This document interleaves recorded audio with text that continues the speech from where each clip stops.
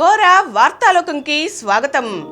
ఈనాటి ముఖ్యాంశాలు: పోలింగ్ లో రికార్డులు బద్దలు, ఏపీలో వెల్లివిరిసిన మహిళా చైతన్యం, సిఏఏ ద్వారా భారత పౌరసత్వం మంజూరు షురు, సూర్యుడి నుంచి వెలువడ్డ భారీ జ్వాల, న్యూస్ క్లిక్ వ్యవస్థాపకుడి అరెస్ట్ చట్టవిరుద్ధం, ఓటు వేసేందుకు వచ్చి 6 మృత్యువాత, బెట్టింగ్ బంగారాజులు, స్లోవేకియా ప్రధానిపై కాల్పులు, డెంగీకి మరో టీకా, పంజాబ్ ను గెలిపించిన శామ్ కరణ్, కాల్షియం సప్లిమెంట్స్ ఎలా ఎప్పుడు వాడితే మంచిది?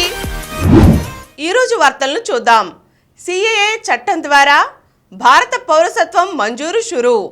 లోక్సభ ఎన్నికల వేళ కేంద్ర ప్రభుత్వం పౌరసత్వ సవరణ చట్టం 2019 అమలు ప్రక్రియను వేగవంతం చేసింది. ఇందులో భాగంగా ఆన్లైన్లో దరఖాస్తు చేసుకున్న వారికి తొలి విడతలో భారత పౌరసత్వం మంజూరు చేసింది. ఈ మేరకు కేంద్ర హోంశాఖ కార్యదర్శి అజయ్ కుమార్ భల్లా బుధవారం ఢిల్లీలో 14 మందికి సిఏఏ కింద జారీ అయిన పౌరసత్వ ధృవీకరణ పత్రాలను అందజేశారు. అదే సమయంలో 100 మందికి డిజిటల్ సంతకంతో కూడిన ధృవీకరణ పత్రాలను ఈమెయిల్ చేస్తున్నట్లు అధికారులు తెలిపారు. దేశంలో సిఏఏ అమలుపై ఈ ఏడాదిలో మార్చిలో కేంద్ర ప్రభుత్వం నోటిఫికేషన్ జారీ చేసిన సంగతి తెలిసినదే. 2019 డిసెంబర్లో ప్రతిపక్షాల తీవ్ర నిరసనల మధ్య సిఏఏ బిల్లు పార్లమెంటు ఉభయ సభల్లో ఆమోదం పొందగా అనంతరం రాష్ట్రపతి సమ్మతి కూడా లభించింది. సిఏఏ చట్టం ప్రకారం పాకిస్తాన్, బంగ్లాదేశ్, ఆఫ్ఘనిస్తాన్ల నుంచి వలస వచ్చిన ముస్లిమేతర శరణార్థుల వద్ద తగిన పత్రాలు లేకపోయినా వారికి భారత పౌరసత్వాన్ని ఇచ్చేలా కేంద్రం నిబంధనలు రూపొందించింది. 2014 డిసెంబర్ 31 కంటే ముందు ఈ 3 దేశాల నుంచి మన దేశానికి వచ్చిన హిందువులు, క్రైస్తవులు, సిక్కులు, జైనులు, బౌద్ధులు, పార్సీలకు ఈ నిబంధనలు వర్తిస్తాయి. దరఖాస్తు ప్రక్రియ అంతా ఆన్లైన్లోనే ముగుస్తుంది. గర్భస్థ శిశువుకు జీవించే హక్కు ఉంది. తల్లి గర్భంలో ఉన్న శిశువుకు జీవించే ప్రాథమిక హక్కు ఉంటుందని ఏ చట్టమూ దాన్ని తోసిపుచ్చలేదని సుప్రీంకోర్టు స్పష్టం చేసింది.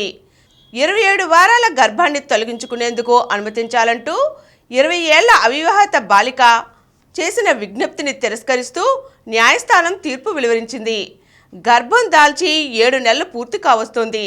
తల్లి కడుపులోని పిండానికి జీవించే ప్రాథమిక హక్కు ఉంది. మెడికల్ బోర్డు ఇచ్చిన నివేదిక ప్రకారం గర్భస్థ శిశువుతో పాటు తల్లి కూడా ఆరోగ్యంగా ఉన్నట్లు తెలుస్తోంది. ఆ గర్భాన్ని కొనసాగించడం వల్ల మహిళకు ఎటువంటి ప్రమాదమూ లేదు.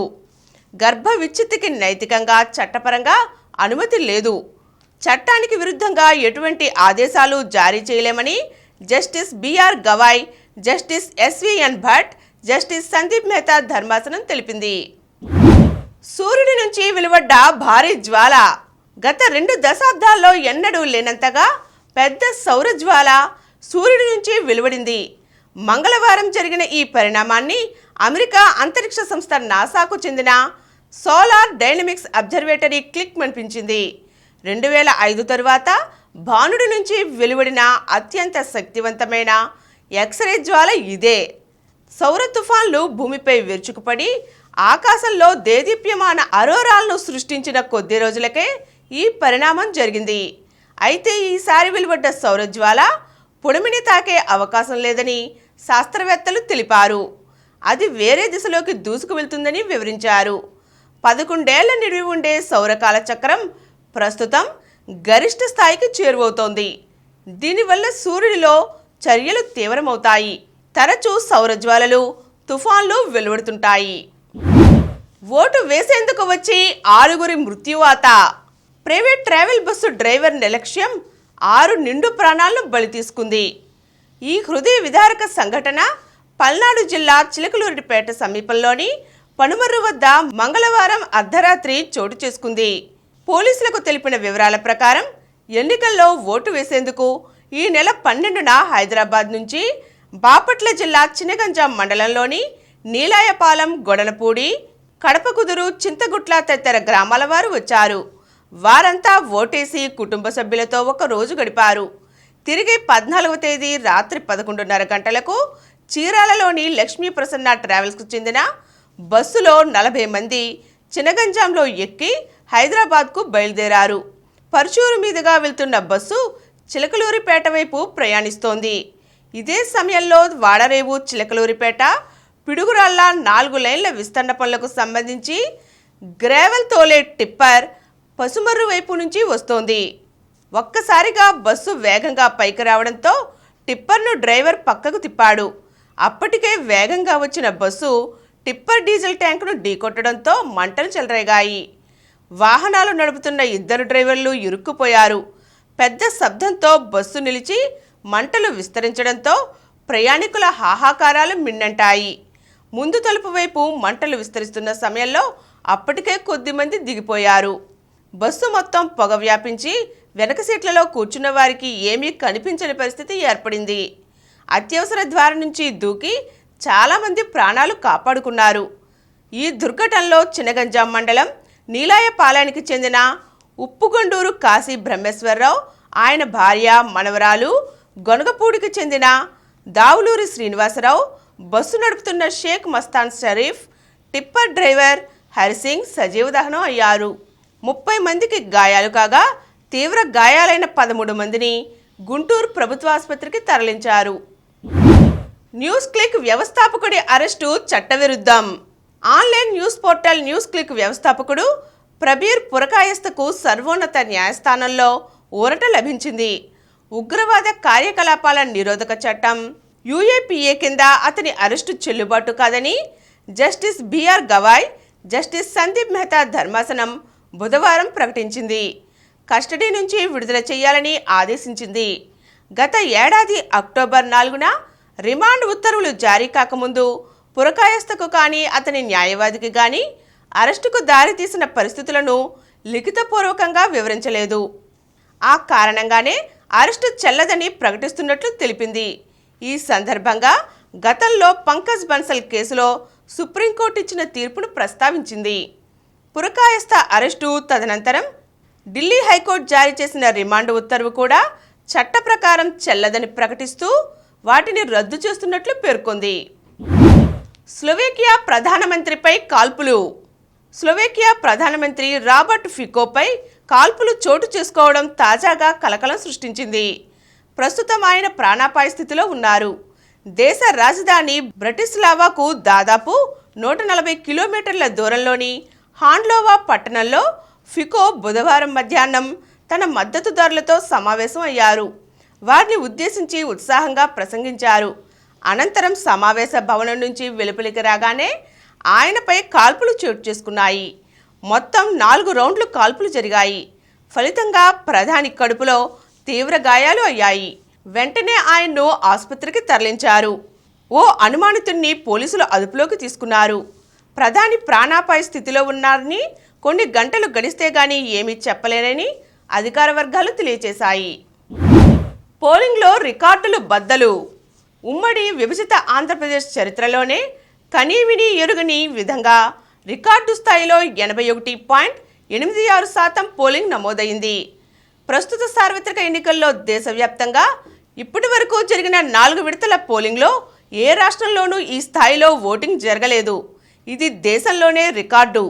మన రాష్ట్రంలో పోస్టల్ బ్యాలెట్లతో కలిపి 2014 ఎన్నికల్లో 78.41%, 2019లో 79.77% పోలింగ్ జరిగింది.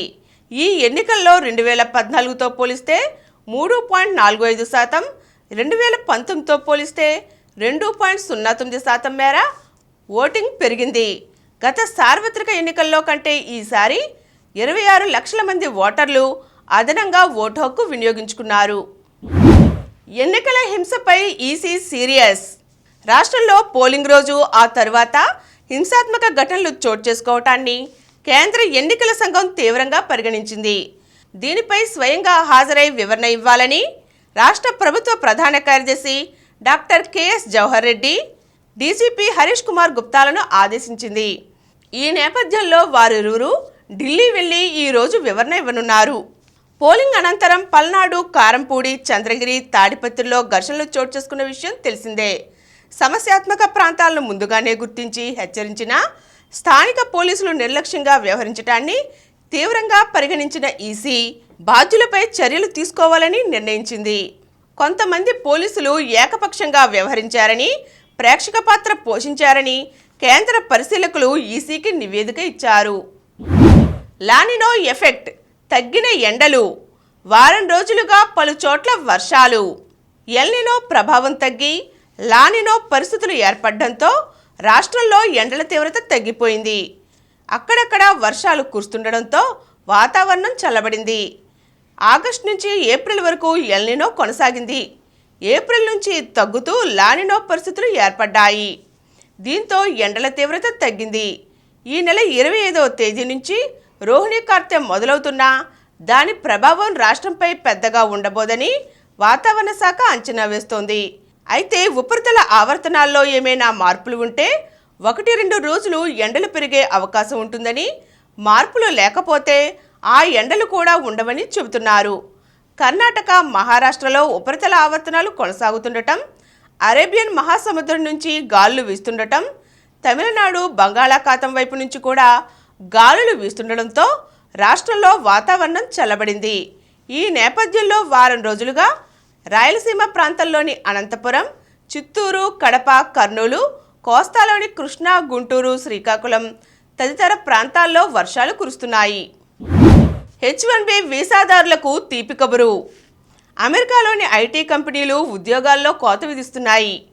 Google, Meta, Apple, Dell, Twitter, Amazon, Microsoft వంటి ప్రఖ్యాత కంపెనీల్లో ఉద్యోగాల కోత మొదలైంది. నాన్ ఇమిగ్రెంట్లను తొలగిస్తున్నాయి. ఫలితంగా వేలాది మంది ఉద్యోగాలు కోల్పోతున్నారు. H1B వీసాదారులు ఉద్యోగం పోతే 60 రోజులు దాటినా కూడా అమెరికాలోనే చట్టబద్ధంగా ఉండవచ్చునని తీపి కబురును US citizenship and immigration services అందించింది. అయితే నాన్ ఇమిగ్రెంట్ వీసా స్టేటస్ మార్చుకోవాల్సి ఉంటుందని స్పష్టం చేసింది. అమెరికాలోనే ఉన్న జీవిత భాగస్వామిపై డిపెండెంట్గా మారవచ్చు. అంటే H4L2 వీసా పొందవచ్చు. ఈ వీసాలు ఉన్నవారికి పని చేసుకునేందుకు అనుమతి లభిస్తుంది. స్టూడెంట్ విజిటర్ స్టేటస్ కూడా పొందవచ్చు. కానీ B1, B2 వీసా ఉన్నవారికి పని చేసుకునేందుకు అనుమతి లేదు. 60 రోజుల గ్రేస్ పీరియడ్లోనే వీసా స్టేటస్ మార్పు కోసం దరఖాస్తు చేసుకోవాలని USCIS సూచించింది. కేజ్రీవాల్కు స్పెషల్ ట్రీట్మెంట్.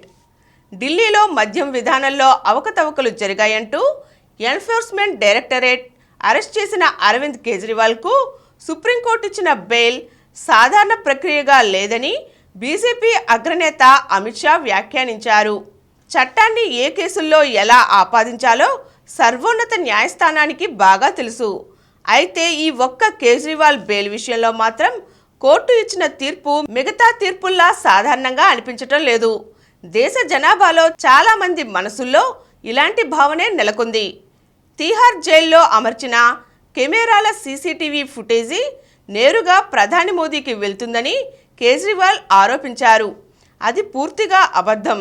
ఎందుకంటే తీహారు జైలు కేంద్రం ఆధీనంలో ఉండదు, ఢిల్లీ రాష్ట్ర ప్రభుత్వ ఆధీనంలో పనిచేస్తుందని ఆయన వివరించారు. జార్ఖండ్ మంత్రి ఆలంగీర్ అరెస్ట్. కాంగ్రెస్ నేత జార్ఖండ్ గ్రామీణాభివృద్ధి శాఖ మంత్రి ఆలంగీర్ ఆలంను మనీ లాండరింగ్ ఆరోపణలపై ఎన్ఫోర్స్మెంట్ డైరెక్టరేట్ అరెస్ట్ చేసింది. రాంచీలోని జోనల్ కార్యాలయంలో మంగళవారం 9 గంటల పాటు ఆయనను విచారించారు.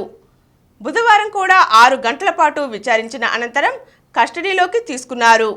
గత వారం ఈడీ బృందం రాంచీలోని ఓ ఇంట్లో జరిపిన సోదాల్లో 32 కోట్ల నగదు పట్టుబట్టడంతో ఇందుకు సంబంధించి ఆలం వ్యక్తిగత కార్యదర్శి, రాష్ట్ర పరిపాలనా విభాగం అధికారి సంజీవ్ కుమార్ లాల్తో పాటు ఆయన పని మనిషి జహంగీర్ ఆలంను అరెస్ట్ చేయడం తెలిసిందే. మంత్రి ఆలంగీర్తో పాటు ఇతర పలుకుబడి కలిగిన వ్యక్తుల తరపున కాంట్రాక్టర్ల నుంచి లాల్ కమిషన్లు వసూలు చేస్తున్నారని ఈడీ ఆరోపిస్తోంది. ఏపీలో వెల్లివిరిసిన మహిళా చైతన్యం. రాష్ట్రంలో సోమవారం జరిగిన ఎన్నికల్లో మహిళా ఓటర్ల చైతన్యం వెల్లివిరిసింది. పురుషుల కంటే స్త్రీలు 4,78,535 మంది అధికంగా పోలింగ్లో పాల్గొన్నారు. రాష్ట్రంలో రికార్డు స్థాయిలో 81.86% పోలింగ్ నమోదైంది. సోమవారం జరిగిన పోలింగ్లో ఈవీఎంల ద్వారా 80.66%, పోస్టల్ బ్యాలెట్ ద్వారా 1.2% ఓట్లు నమోదయ్యాయి. రాష్ట్ర చరిత్రలో ఇంత భారీ స్థాయిలో ఓట్లు నమోదవడం ఇదే తొలిసారి.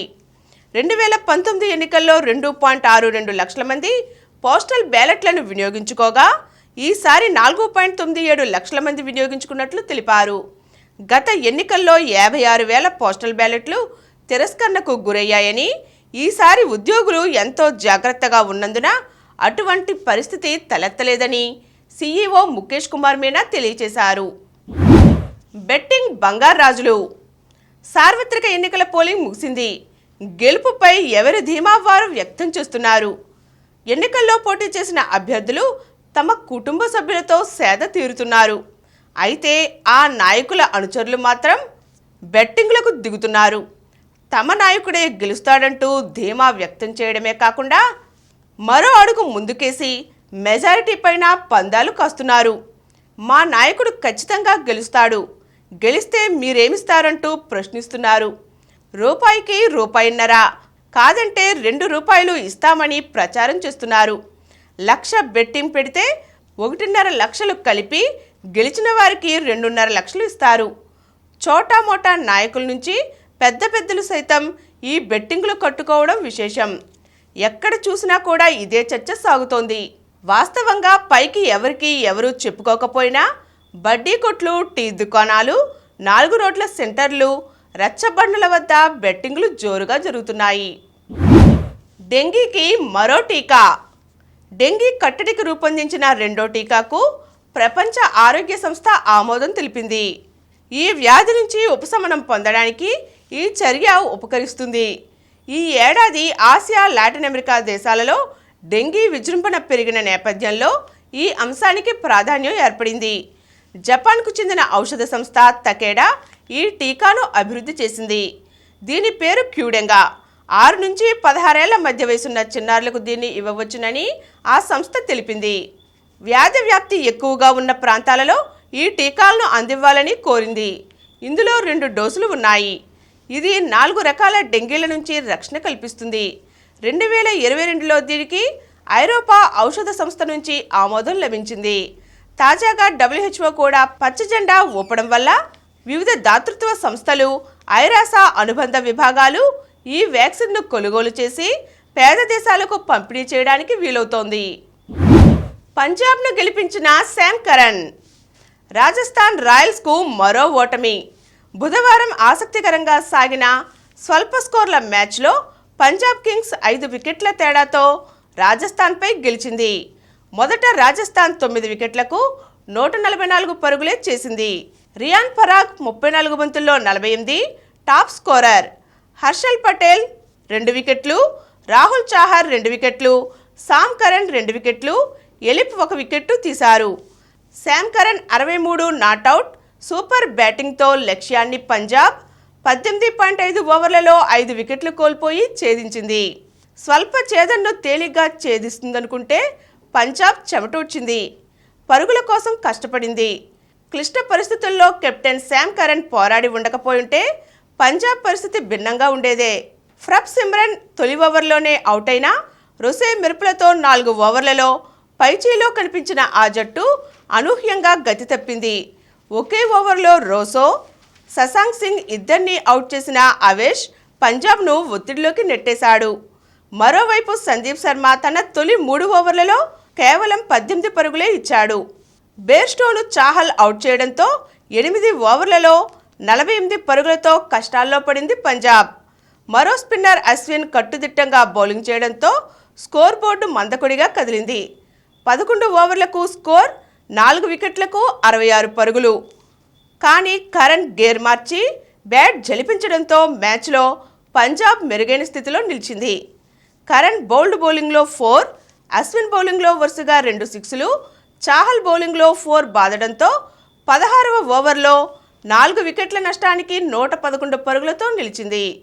27 బంతుల్లో 34 పరుగులు చేయవలసిన స్థితిలో జితేష్ను చాహల్ అవుట్ చేయడంతో మ్యాచ్ ఆసక్తికరంగా మారింది. కానీ అశుతోష్ 17 నాట్అవుట్కు తోడుగా దూకుడు మరింత పెంచిన కరణ్ రాజస్థాన్ ఆశలపై నీళ్లు చెల్లాడు. 7 బంతులు మిగిలి ఉండగానే పంజాబ్ లక్ష్యాన్ని అందుకుంది. కాల్షియం సప్లిమెంట్లు ఎప్పుడు ఎలా వాడితే మంచిది? చాలామంది కాల్షియం సప్లిమెంట్లు వాడుతూ ఉంటారు. అయితే ఈ టాబ్లెట్లను ఎప్పుడు వాడాలనే విషయంలో అనేక భిన్నాభిప్రాయాలు ఉన్నాయి. బిఎంసి మెడికల్ అనే మెడికల్ మ్యాగజైన్లో తాజాగా ప్రచురించిన అధ్యయనం ప్రకారం ఉదయం రాత్రి ఒకే మోతాదులో కాల్షియం తీసుకుంటే మంచిదని తేలింది. మన శరీరానికి కాల్షియం చాలా అవసరం. అయితే ఏ సమయంలో కాల్షియం తీసుకుంటున్నామన్నది కూడా ముఖ్యమే. ఇప్పటిదాకా ఏ సమయంలో కాల్షియం తీసుకుంటే ఎక్కువ ప్రయోజనం ఉంటుందనే అంశంపై సరైన స్పష్టత లేదు. అయితే తాజా అధ్యయనంలో ఉదయం రాత్రి కాల్షియాన్ని తీసుకుంటే సమర్థంగా పనిచేస్తుందని తేలింది. కాల్షియం ఎంత త్వరగా పనిచేస్తుంది అనే విషయం దానితో పాటుగా తీసుకునే ఇతర ఆహార పదార్థాలపై ఆధారపడి ఉంటుంది.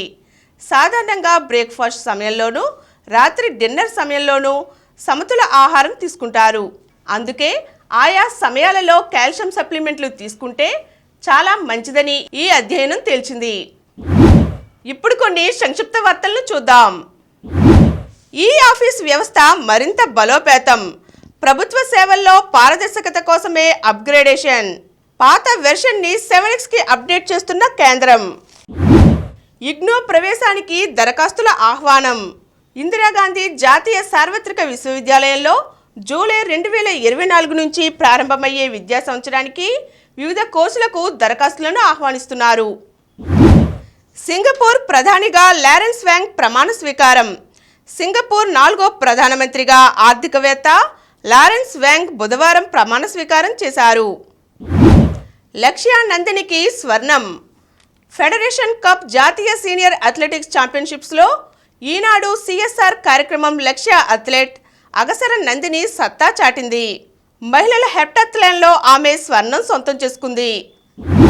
నీరజ్ దే పసిడి. 3 ఏళ్లలో తొలిసారి స్వదేశంలో పోటీపడ్డ భారత star javelin thrower Neeraj Chopra స్వర్ణంతో మెరిశాడు. ఫెడరేషన్ కప్లో హర్యానా తరపున బరిలోకి దిగిన నీరజ్ పురుషుల జావెలిన్ త్రో ఛాంపియన్గా నిలిచాడు. సాత్విక్ ద్వయం శుభారంభం. థాయిలాండ్ ఓపెన్ బ్యాడ్మింటన్ టోర్నీలో సాత్విక్ చిరాగ్ జోడీ శుభారంభం చేసింది. బుధవారం పురుషుల డబుల్స్ తొలి రౌండ్లో టాప్ సీడ్ సాత్విక్ చిరాగ్ అజ్రియన్ కియాంగ్ పై విజయం సాధించారు. సెమీస్లో అభిషేక్. ఎలోర్డా కప్ బాక్సింగ్ టోర్నీలో భారత ఆటగాడు అభిషేక్ యాదవ్ సెమీస్లో అడుగుపెట్టాడు. ఐపీఎల్లో నేడు Hyderabad versus Gujarat. Playoffs పై సన్ రైజర్స్ గురి. మరిన్ని వార్తా విశేషాలతో రేపటి గోరా వార్తాలోకంలో కలుద్దాం. Thank you.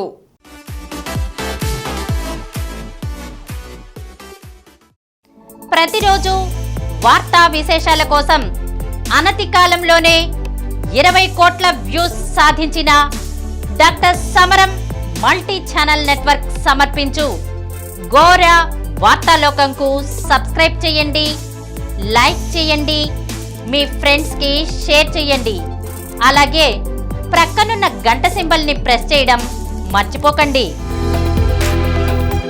Please download Samaram multi-channel app and watch your favorite channels from your mobile. App available on Google Play Store and subscribe to the channels.